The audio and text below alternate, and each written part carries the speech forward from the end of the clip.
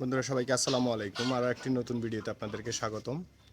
তো আজকে আমাদের দুটো ছাগল একসাথে বাচ্চা দিছে, দুটো করে।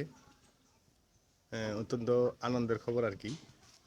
সকালে 9টার দিকে একটা ছাগল আমি গরুকে খাবার দিচ্ছিলাম। তো চিৎকার শুনে আমি এগিয়ে আসি, এগিয়ে আইসা দেখি মানে ওর বাচ্চা হবে।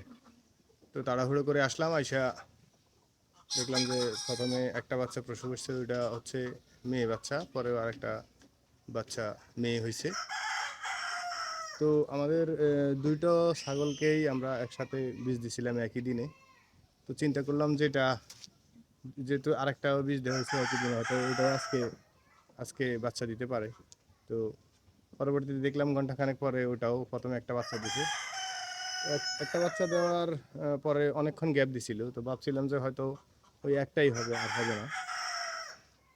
তো পরবর্তী কিছুক্ষণ পরে দেখলাম যে আরও একটা ছেলে বাচ্চা হয়েছে।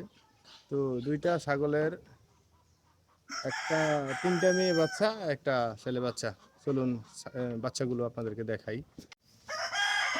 তো মাশাআল্লাহ, এই হচ্ছে আমাদের লাল বাছুরটার দুটা দিছে বাচ্চা। তো ওর হচ্ছে এই যে এই একটা বাচ্চা কালো, মাথার উপরে সাদা একটা ফোঁট আছে, আর হচ্ছে এই একটা বাচ্চা। তো ওর একটা বাচ্চা মেয়ে, আর একটা বাচ্চা হচ্ছে ছেলে। মোটামুটি এখানে আসলে মুরগি আছে, তো মুরগি থাকার কারণে মুরগির চিৎকার, বিভিন্ন নয়েজ।